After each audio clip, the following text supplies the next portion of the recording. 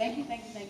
This is actually the second time I'm going to be speaking at this event. I believe I spoke for the first time about 2 years ago at this event, and it blew me away again. That's the amount of talent and skill, the practice. I understand what it takes, and even the confidence that it takes really to get in front of a group of people and to perform.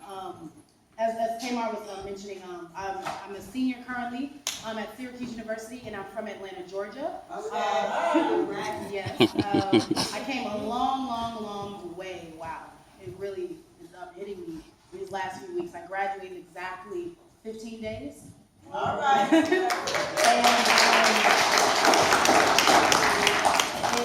it's amazing. It's really amazing, again, how far we can go. Yeah. And I want to say first and foremost that again, I wouldn't be standing here before you all if it wasn't for the people that were put in my life and have been in my life for certain reasons and certain purposes, and the words that were said to me and the encouragement that was given to me.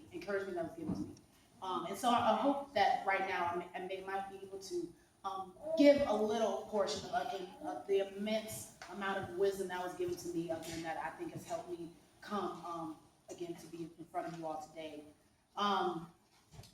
I want to say, first and foremost, thank you to the parents. Parenting, I've learned just throughout studying, just throughout college, and just in my life, parenting is really the way that we become shaped, the ways that we become who we are. And I want to say thank you to the parents, and parents, you are appreciated. Because I've been raised with the old mantra, I'm sure you have all heard, that it takes a village. It takes a village to raise a child. And I definitely want to just tell you all a little bit about the village that I had while I grew up in Atlanta. My parents are from Detroit and Indiana.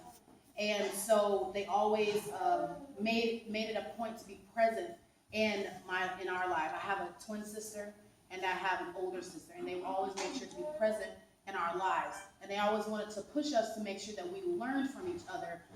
You grow up, you'll play around with your brothers and sisters, you'll bully them, you might pick on them. But at the end of the day, love was really what was enforced in my family. And I think that loving your siblings, loving your parents, and loving your family and friends, and really at the end of the day, loving your community is really where it all starts. Because it's really with self-love.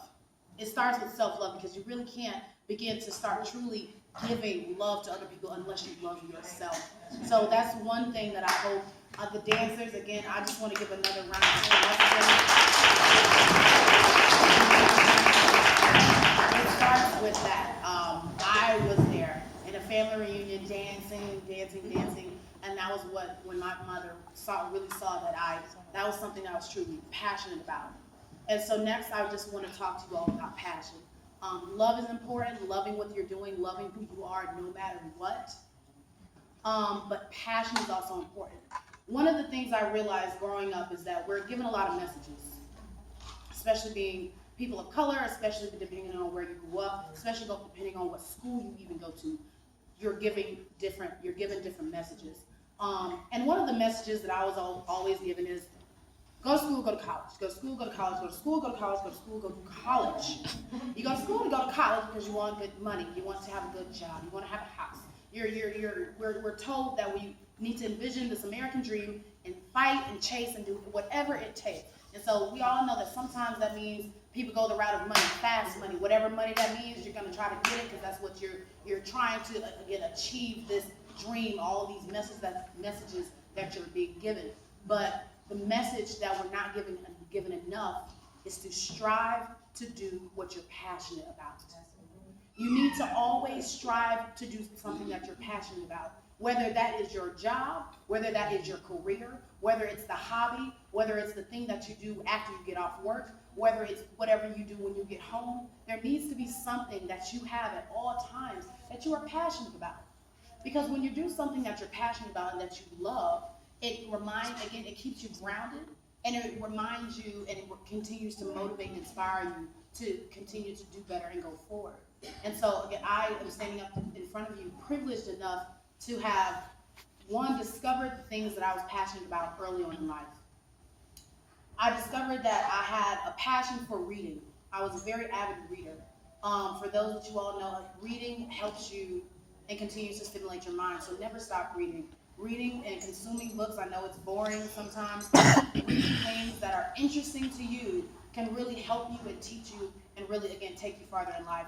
And so that's how I really discovered that I had this passion for something that ended up, I learned later, to be journalism. And so even though I knew I was like interested in writing, and I knew I liked to write, and I knew I liked to talk to people, and I knew I liked to read, I was always on this quest, since middle school, to try to figure out what is it that I want to do with my life. What do I want to be when I grow up? And I was like, okay, maybe I'll be a teacher because my mom was a teacher, so I could do that. Or maybe I'll be something else. But I really was trying to figure out what exactly I wanted to do, because I wanted to do something I was good at. No one wants to do something that they're bad at. No one wants to be made to feel less than or dumb or anything. You want to feel adequate. So I said, okay, let me strive to do things that I'm good at. I'm good at talking because I talk a lot. Okay, how do you make a job out of that? I'm good at writing, but I was like, okay, does that mean I want to be an author? And so asking yourself those things, taking the time to reflect on what you like to do and who you are and where you want to go can lead you to making those connections that can put you in those places, which is the next thing I want to address. At the end of the day, it's about who you know, but it's about who you know through where you want to go. One of the things that was told to me, again, and I wish I learned it earlier in life, when I came to college, I was told, find mentors. And you want to find people who are doing what you are doing. You want to find people who are where you want to be. You want to find people that are, again, doing things and know the people that you want to know. So at the end of the day, who's a big Beyonce fan in here? No Beyonce fan? No Beyonce fan? Okay, just one. I'll come to that. Okay, maybe it's not Beyonce. Maybe Michelle Obama is your idol. Or maybe Barack Obama. Or maybe Angela Simmons. Or maybe Jay-Z. Well, whoever it is that does it for you, Oprah, whoever your icon is. And if you don't have it, now it's time to maybe start to think about it. Who exactly do you admire? Who do you want to be like?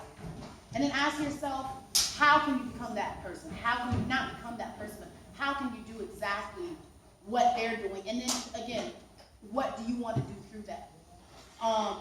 Asking those questions of yourself, again, starting as early as 5 years old, 6 years old, 7 years old, can take you so much farther, because you can begin to craft this path that you can begin to take, and truly, again, it can lead you down roads, again, that you never even saw coming. And so the last thing that I want to encourage you all before I leave today is to dream big. I always consider myself a big thinker. I like to think out of the box, and I like to think big picture. I hated it when we had projects in elementary school, and we were given a piece of paper, and it was like 4 instructions, and you had to do exactly that, and that was it. Because what if I had an idea to do it a different way, or what if I wanted to actually create this product or whatever? But when you're in a group setting and you're in elementary school or middle school, if you deviate from the plan, that's bad. That's something that I don't like. That's encouraged in school. But at the end of the day, you want to think big. How many people in this room have traveled outside the United States? Anyone have traveled out? Awesome. That's great. I think you should all make a goal. Take it from me. Leave the United States. Yes. Leave your country. Yes. I just came back from studying abroad in Spain for 5 months. I just came back in December. I went abroad. At Syracuse University, it's a thing that a lot of people do. They tell you to go abroad. That going abroad means you're going to take college classes in a different country. We all assume that, again, all of these things, we all assume that everyone knows, but what we don't do enough in our own community is teach. And you have to show by example, you have to really teach. So you never want to talk really about them, you want to teach. So going abroad gives you an amazing opportunity to go study in a country, in a culture, and possibly even in a language that's different than your own. And an experience like that teaches you so much about you. It teaches you a lot about your own society. It teaches so much about your own country, and then it teaches you a lot about life. The way that people live in different countries and different parts of the world is absolutely amazing. Because you remember, at the end of the day, we're all human, we're all Homo sapiens. It's the same species. We have different colors of skin, races, hair, etc. But at the end of the day, we're all one people. And so it's just really interesting to see how people live on different sides of the world. And so just to wrap it up again, I just want to encourage you all to continue to love each other and love yourself first and foremost.